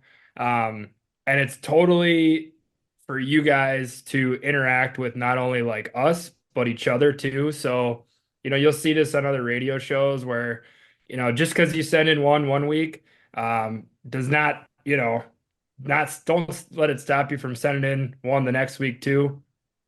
I mean, ideally, we're probably going to play 2 or 3 of these an episode and kind of see where it goes. But yeah, these can be anything from like, personal questions you have for us, fishing questions, life questions, sports topics, like really anything. It's totally a choose your own adventure thing. If somebody says something on one of these voice messages we play one week and you want to respond to that person the next week, that's kind of how we want this to be set up. So yeah, I mean, we put it out there today. We already got a few really good ones, but I think we're gonna maybe call it like voice messages from the tackle box or something like that. We're still workshopping the name a little bit. We'll figure it out. But yeah, week 1 we already started getting some submissions, so we're just gonna play a couple of them here tonight to kind of give you guys an idea on just some of the few early ones that came in. But yeah, this is really just for you guys to interact with the pod, and figure it'd be kind of a fun/funny way to end each episode. So. Yeah, let's fire up our first caller here. Hey, this is Nate from Pittsburgh. I was just wondering how come you guys don't ever drink no Iron City beers out there. Let me know. Thanks, Nate. Thanks, for Nate from calling. Pittsburgh. Thanks for calling in. Appreciate that. Well, it's kind of tough to get the Iron City brew over here for Ian's guys. So Weren't you drinking some recently, Gus? I wish I would have said yes to that. I saw the cans. They were at Pond Hockey. There was an Iron City team, Iron City brewery or whatever they got over there in Pittsburgh. Great logo. The jerseys on that squad were pretty awesome. Toit for sure. I've never heard of such a thing, so it can't be a very good beer. I heard the Hunks on their podcast. They were talking about it, and they said that the guys that were trying them for the first time had them after having Busch Light, and they actually said the IC Lights were better than the Busch. No way. So I believe it. Piqued my interest. Nate, you're gonna have to maybe ship us some. Yeah, if you're is that able legal? to. I have no idea. I don't know. I mean, Nate from Pittsburgh sounds like a guy that knows his way around something like pirate that. ship I that think you can stuff. figure that out. Yeah. I don't think that's his first time skirting the law. He knows a guy who's driving from Pittsburgh to Wisconsin, so I've heard. And on his way back, we might, spot him with a couple, local, Spotteds? some local spotteds, some local breweries, a tribute beer. And I'd love to crack an IC Light though to start a Muskies on Tap podcast. That'd be great. So Yeah. Nate from Pittsburgh, holler at us if you got a plug here that can get us some IC Light. Come holla. Come holla. Shout out. I am All rocking that Moon Man here tonight, actually. Nice. Hey. Jealous of that. Tasty. Yeah. All right. Second caller. What's going on, guys? My name is Brendan from Big Action Baits up here in Canada. I got a story / question for you guys. So, my first ever time fishing for muskies in my life, I went on Lake of the Woods with a guy named Andrew Rideout out in Crawford's camp. And we did 3 days. And the first day, get out there, I never seen a muskie in my life, and we've seen like I think almost 10 skis that day, maybe even more, and came up to a certain main lake structure and had an absolute tanker come in. Nothing though, didn't eat anything. That was it. The next day we continue our day, then go out to the main lake structure again to end it. He locks into what he thinks is like the fish, like that fish, just an absolute giant. Comes unpinned on a tube. Super nuts. The next day is the third day. I catch my first and second ever muskies in my life. Get out there and we are dipping away from a crazy storm. Like lightning's already like hitting on the other end of the lake, and we're like gunning it back. But we're like, you know what? Like, let's stop at the structure. We have like 5 minutes, maybe 10 at most, to get this through, and then we got to get out because our phones are blowing up. People are trying to get us off the lake. Get in there. My first cast, I lock into a fish. I'm pumped. This is it. Like, this is the one we've seen 3 days or last 2 days in a row. I bring it in. It's a 25-inch like pike. We boat flip it. Like, that was horrible. But what's crazy about this is that my very next cast after this, I lock into the giant. It stays down, goes to the boat, takes me around the boat twice, and we bag it. It's a 50 and a quarter. What I wanted to ask you guys is that, have you guys ever found spots or on your drift or on your cat, like on your areas where you end up finding multiple pike or big pike and cast right after or anything near it, you find some big skis out there? So just wanted to know what's up. Word. Awesome. Well, thanks, Beauty Brendan, of for a sending Canadian that. accent. Thanks for sending that in. Yeah, right. Love the accent. Love the story. Absolutely electric. That your first muskie, if I'm not mistaken from the story, is a 50 and a quarter. First muskie weekend. He had caught a few that sounds like that Oh, day or okay. something. Yeah. Right. You know, I want to say we see it not super often up here. You know, if you're catching a bunch of dink pike, it kind of leads us to believe that the spot is kind of ridden of muskies. We have seen early season, if you guys remember when we saw that super tanker and that like wild window really quickly where we were catching pike, and then it just stopped for a while. And we were basically in the same area, so I don't know if that was just the window Yeah. orientated. That was kind of one occasion.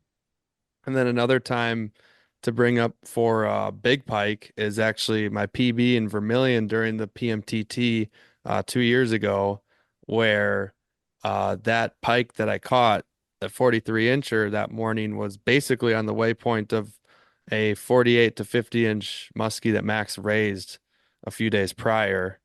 And that's why the waypoint, that's why we're circling that area. And we definitely see that. I think big fish hold in certain spots. And what I mean by big fish, like big species of that fish, Anything. big walleye, big perch, those big fish are after a certain something. They're not going after these schools of, dink shiners or dink panfish. They're there for a reason. So, I think a We've lot of always people could kind of say that, especially Canada. I've heard that being pretty common, pulling big pike and big muskies off the same spot.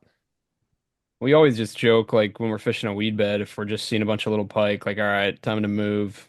Like these probably pike have scared off, any decent muskie around. But yeah, I agree. Big fish spot. It's a big fish spot for any species. Right. Yeah. And that's Brandon calling in from Canada. Brandon from Brendan. Canada. Sorry, Brendan. My bad. Brendan from Canada. Big Action With Baits. Shout Big out. Action Babes, who's going to be actually at the Shut Wausau up. show. So go check out his stuff when you're there. Makes awesome glide baits, and looking forward to meeting him. But yeah, that should give you guys a little bit of a taste on what we're kind of looking to do here. I think hoping that this kind of continues to grow. We had listeners write in fish stories in the past and stuff like that. So we just kind of wanted to do something that's a little bit more interactive, and these voice messages I think could And let, kind let's of be let's pretty let's hear funny. some sports takes. If you got something you need to get off your chest, I mean, let it rip. If you got something about LeBron or you got something, golf related or football or hockey, anything, let it rip. We love to hear some sports opinions, and I think the listeners for the most part would enjoy a little mix up at the end. Yeah, no doubt. I mean, like I said, it really can be a choose your own adventure. Like I obviously think a lot of people will probably gear towards fishing stuff, but yeah, I mean, it can be anything from funny life events, grievances, whatever. It's just kind of a funny hotline for all you guys, and hopefully, kind of just keep building this awesome community that you guys have allowed us to build. I guess in a way. I mean, we're not doing this without you guys, so yeah, just figured it'd be kind of a fun way to switch things up. And with that said, Gus, what's new for you? I mean, I know you've been staying busy. You mentioned you're doing a little bit of editing, some PMTT content. You just got back from the Milwaukee show. So what's been going on with you up in the North Woods? Yeah, a lot of exciting stuff on the docket. Milwaukee was a lot of fun. I know we got into it in the beginning of the podcast with Brad that unfortunately the attendance was definitely down. I could just tell even having a booth by the amount of people walking by, but honestly, I was still just really, really happy with the results and the amount of people that I got to meet and all of you guys that came up and said, hey, saying you love the podcast or maybe you never heard of the podcast. And I kind of forgot to mention in the beginning, but basically, welcome new listeners. We haven't really said that in a while. We kind of just been running with the same old stuff, but welcome to the show. Um, we got a lot on the table. We got a lot of great guests lined up that I was able to talk to at the show. That's the beauty of being at these shows is you can talk to people, one on one, face to face. It's good getting references from people and getting numbers and talking on the phone, but this was a great, you know, opportunity to talk with people. And now that I was a vendor myself or having a booth, I was more planted in one space, so I couldn't exactly talk with others as much until before or after the shows, but had some great conversations. I think the merch really did well. Was people were really digging it. We got that Scotty strain logo that our good friend Blake kind of drew up for us, so we appreciate him for that and we love the design. We're really excited and it was cool to see that you guys were excited for it too. So more on that on the docket. It's for sure going to be at Wausau show. Um, I'll be on foot in Minnesota. Don't know exactly at a booth yet. I might not be, so you might just have to kind of find me running around, but good chances I'm gonna hang out near the TRO booth, near Mayhem, near Red October, or just kind of, hanging out with the crew or who knows. But come find me out there. Max will be around for a little bit at Minnesota as well, make an appearance. Our entire crew is going to be making an appearance at the Wisconsin Muskie Expo. That we'll be at, and we'll be with Nick Amros in the Hammer Customs booth. I know that a lot of people as well have been asking about his baits, so we're gonna get more on that and more of a scoop. So be sure to go on Facebook and follow Hammer Custom Lures. He's gonna start posting pictures here pretty soon to get people hyped for the show. And we'll be sharing those as well. But for the video forefront, I made a little headway on a first video that'll be coming out. It's on the PMTT of last year, Max and I, Cave Run, and I'm pretty stoked on it. I've kind of been taking my time and there's a few days I really got down and dirty and edited a lot in a day. And then, when I got to wanting to do some voiceover stuff, I got sick and my voice was all nasally and nasty. So I kind of held off on it, but not anymore. That'll be out very soon. And no, I mean, other than that, I just can't thank you guys enough for stopping by at the Milwaukee show. I had a blast, that was a good time and really appreciate everybody stopping by the Huntsy Tales booth as well. with Kyle, Jamie, and Clayton, and of course Taylor was around as well on Saturday and a little bit of Sunday morning. Great to see those guys, and thanks everybody. I'm very humbled to say this. The only Huntsy Tail lineup of show colors that sold out was Suggs Juice Box. So we really appreciate Let's go. all y'all's. Sounds like you're gonna have some comp Get though you in some Wausau. juice. Can't wait to see what Clayton and Taylor and Jamie and all those guys are cooking up. Yeah, so some of those guys, they got they were a little salty that the only color to sell out was a Suggs Juice Box, and I wasn't even standing around there selling it. So You're feeling pretty good about that, aren't I you? know heads expanding a little bit. Them guys were really getting on my case there. They were a little like, oh shit, we need to get a color, have a little competition. So for those that have not gotten a Hunty Tail this year and are going to Wausau, we're asking you guys, Pandering. the Mott crew, you're gonna stop at the Hunty Tail booth. Might want to pick up a juice box. Get you juice box. Go get yourself a Nice juice refreshing box. juicer. I'm I think looking forward to seeing what the Spee special is. I don't know Spee what his name's special. gonna be named. It might be something. It might be Thistle do something. It might just be Clayton. Yeah, interested about his Taylor Flannery's, Jamie DeGroots. Let me get one. Let me drive the boat. Let me try to vote. Someday, Brian. Someday. All right. Acting like a little kid. But we just found out you can create your own custom bucktail on Mayhem. Get him in there. Yeah, I Get him might in do. there. I am really Mess around on that. contemplating about getting a custom supermodel, picking out a flavor. I think Yeah. that could be pretty righteous. So Something gaudy. I'm gonna have to do that there myself. like Yeah. pink and orange. Pink and blue. Alrighty, everybody. Wait. Before Brian sends us off, love to have him back on here to give us the true outro. Go follow our socials, Muskie's on Tap, Facebook, Instagram, as well as Suggs Fishing Guide Service on Facebook, Suggs Fishing on Instagram. That's where you're going to find us, as well as www.suggsfishing.com with more guide info, merch, but mainly all the updates are going to be here on the pod and on the socials. And please tell a friend, share the pod. I know on Spotify we got those like swipe up, put in comments or whatever, give us a rating. That would be much appreciated. Thank you, everybody. Signing off here, Brian. Alrighty, everybody. Thank you for this week's episode of Muskie's on Tap. Shout out to Brad for coming on and a world-class gentleman. Awesome talking with him. Make sure to go spend some money, not only at the shows coming up, but on Mayhem Tackle. Guys, get yourself a Cowgirl, not a Rev Cow, just a normal Cowgirl. Be sure to customize that online, guys. We got nothing but ice fishing coming up. Our big ice fishing weekend. The crew will be back together here in a couple weekends from now. Nothing in the sports world to report back from other than the March Madness is creeping up on us. Four and Nations. then Four Augusta Nations. later. Four Nations, USA versus Canada this weekend, I believe. Thursday. Tough to beat a team twice. Thursday night. Make an eagle sound. So make an eagle sound.